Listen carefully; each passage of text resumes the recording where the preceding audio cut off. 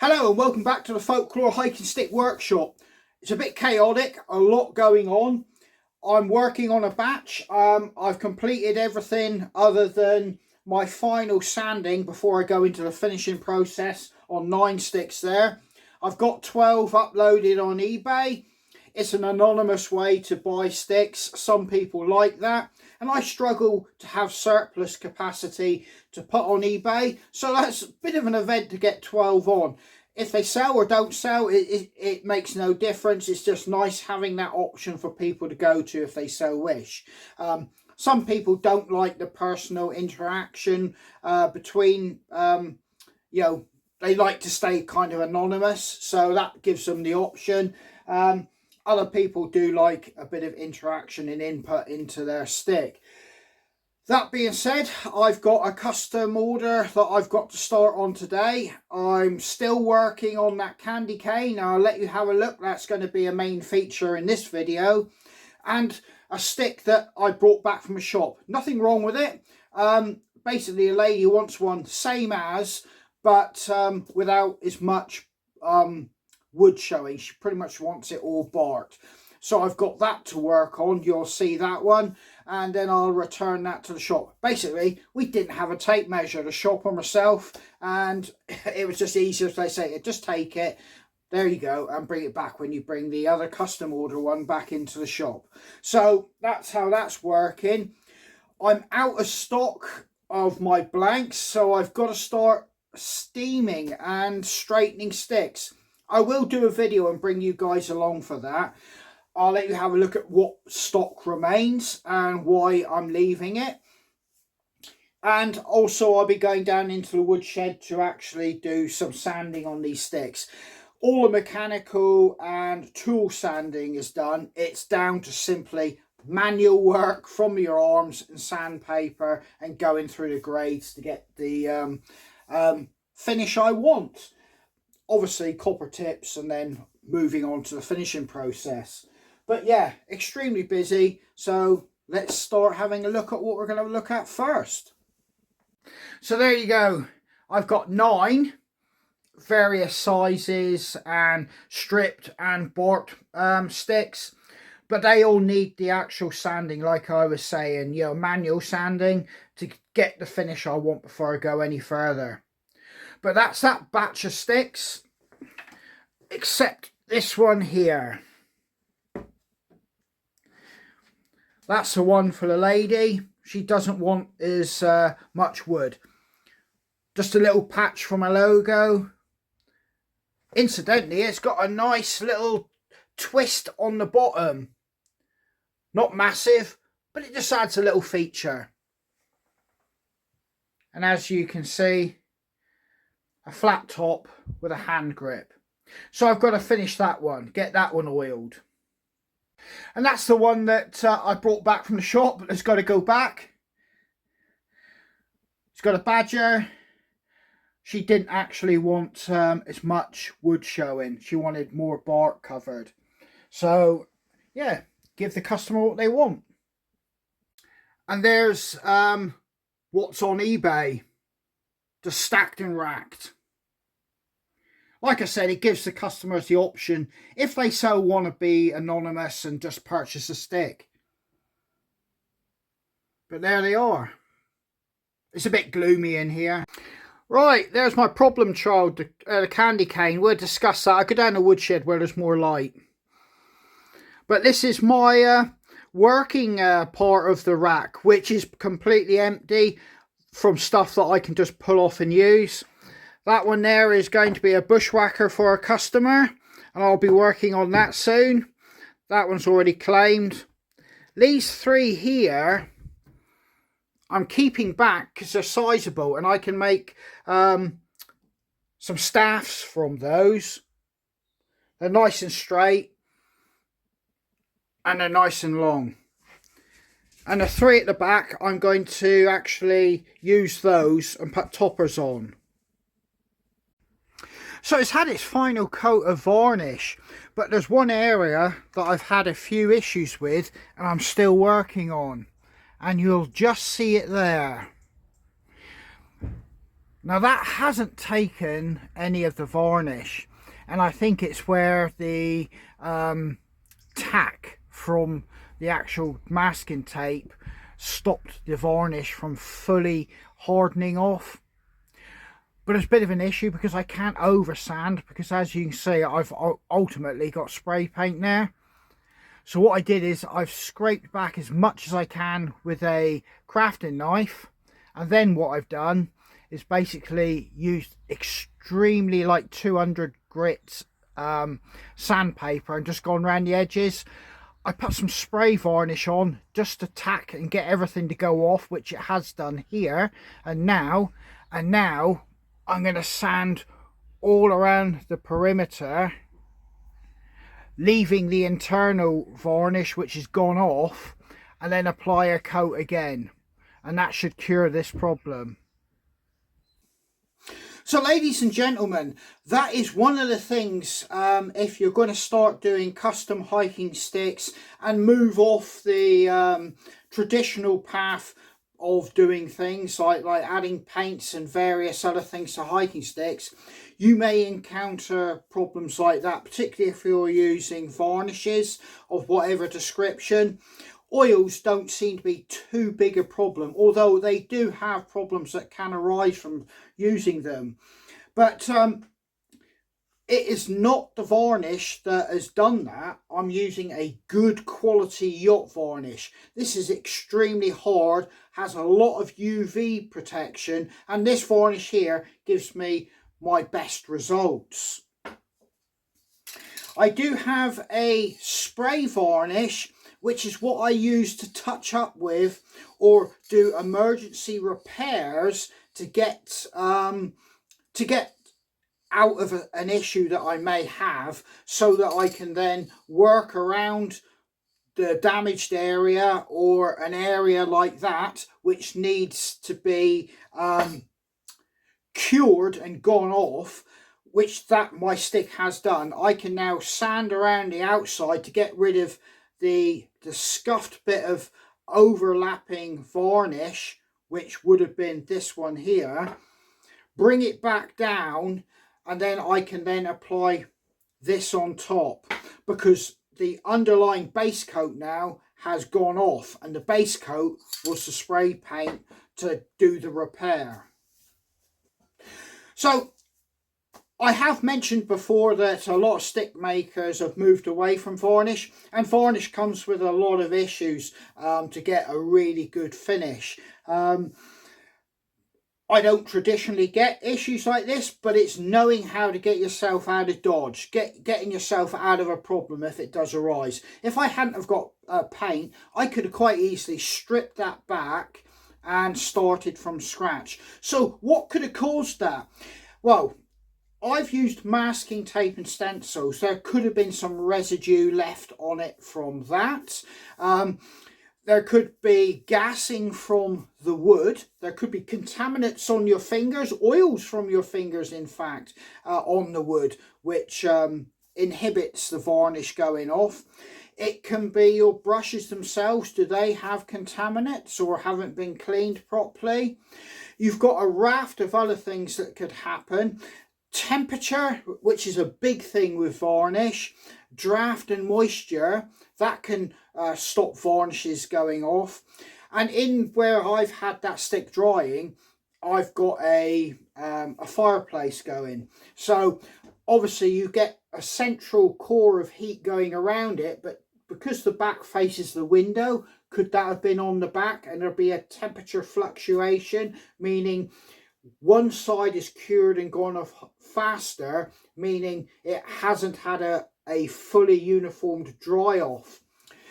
There's lots of reasons, and you can do your own research into it. But for me, I do believe it's possibly there being residue from the tack on the masking tape. And once a part of the varnish hasn't started going off fully, it kind of envelops that little area as well. So The thing is, if you're a stick maker, you do have to know how to get yourself out of the problems you may incur. And as you've seen, I've got a slight problem, but I've actually got it completely tacked off now. And now it's for me just to sand it and give it a coat, get that to go off, and then it should be as good as new. Right, what I'm going to do is just sand around this white area, which is the leftover damaged bit. And I've got a very fine piece of sandpaper. This is, I think it's about a 200 grit. And I'm just going to very quickly and gently just follow the outline on that. I'm not going to do the internal bit, which has just gone off. All I'm trying to do is just bring it down.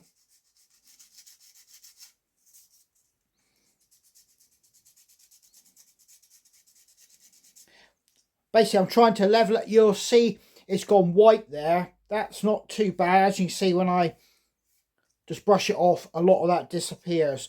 But I'll keep going down and I'll clean it up. But I'm just going to sand all the way around it now. I want to make it completely level.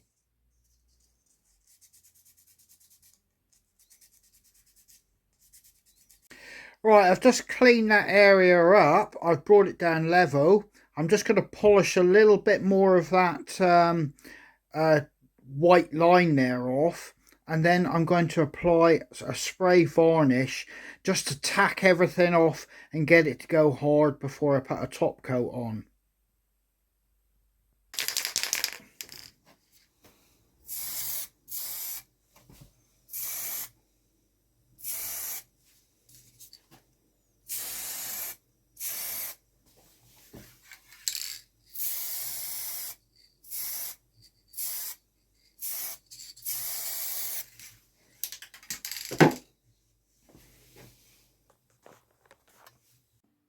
Right, it's been resprayed and it's done a pretty good job of covering that up. You can't even see any lines or marks anymore. So I'm pretty happy with that. Right, moving swiftly on to this one for the lady. I've got a wood burn that. And I've got to put a copper tip on this one. Just got it dirty, putting it on the floor there. I have to clean that off. But you can actually see that twirl, which is quite a nice little touch, like I said earlier.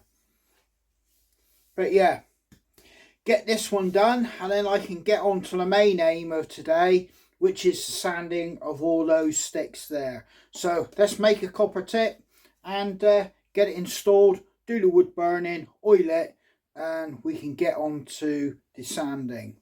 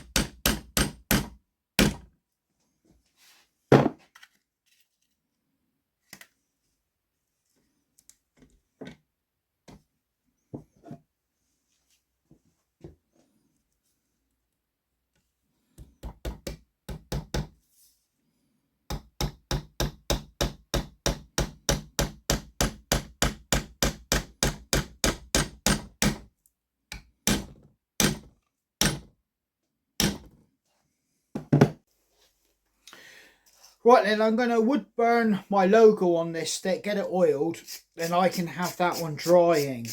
So basically I've got the candy cane one re-drying. Once that's hardened off, I'll give it a coat of the yacht varnish. So I'm looking at another 2 days there. I know some people say you can whack varnish on quicker than that, but I find, particularly in my circumstances, it is 24 hours between applying a coat of varnish. Yeah, that is one problem solved now and overcome. And like I said, once I've wood burned my logo on this one, oiled it, for this one it's basically just to dry, have a wipe off, clean the polish the copper tip up, put a lanyard in, and I'm away to go with that one. I've got the bushwhacker to do. I might bring you along on a whole build on that one, depending on time.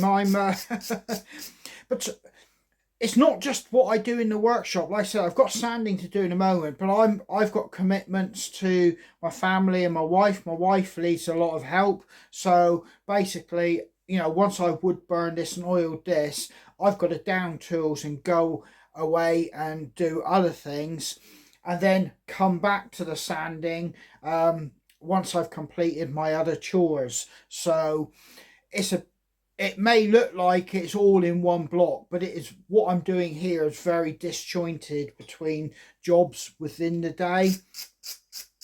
But that is the reality of how I'm working, and I'm glad you've seen the reality of what happens when you do get a problem. Like, you have to fix it, and that is a perfect example with that varnish. Thankfully, I don't get that many varnish. When I first started, 90% of my sticks were all varnish. People wanted varnish, varnish, varnish. So I encountered that a lot more regularly than I do now. But it's still a drain on the time, and that's why if I'm doing a varnish stick, the 2 weeks lead time from when you order to you get the stick, I'll always rush to get that varnished one done within the first few days to allow all the drying time within that 2 weeks. I don't have any spare capacity time within that 2 weeks. Luckily, the customer's in no hurry for that one, but I'm at that point. I want it done. I'm just cleaning the tip. I did explain in a previous video that I grind my own conical on these tips, but they wear down naturally through having to get the carbon off them. So yeah, it's surprising how aggressive wire brushing will take the metal away. But I'm just waiting for this to get up to temperature, and then I can start the actual wood burning.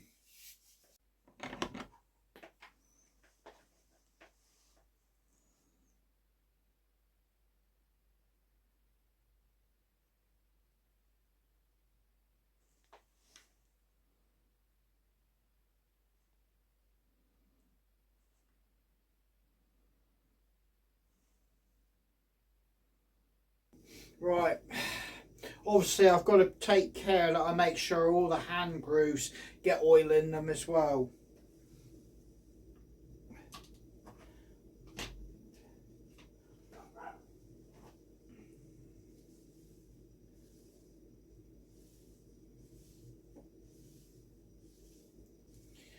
This one's coming out with a really nice silver bark.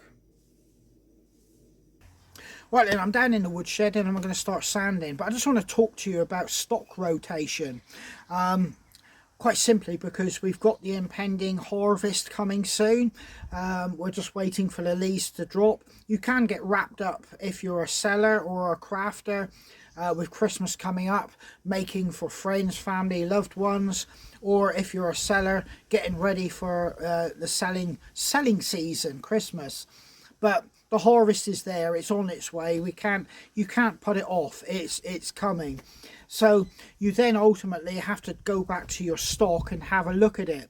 You want to be checking for infestations of insects, fungus, mold, damp, rot, going through your stock and making sure it's well ventilated, it's been searched for any of those defects. And on top of that, the way you're storing it isn't damaging it, like too much weight being pressed hanging against the wall, or them being sort of like put somewhere where there's a lot of moisture coming into your racking system, whether it be in the workshop or in a shed like this. That, you know, you really need to be going through your stock now and getting yourself fully accounted what you've got there and what you need out of this year's harvest.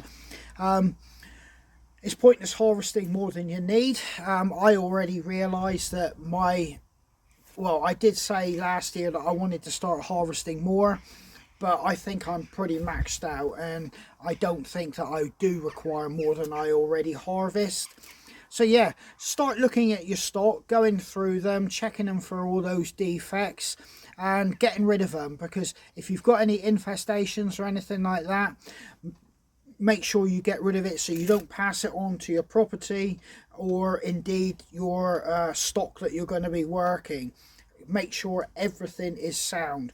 Now's the time to do it, because when you get a load more sticks in to the workshop, it can get a bit chaotic. So start checking your stock. So yeah, I'm going to continue sanding. So take care, stay safe, and I hope to see you guys on the trail.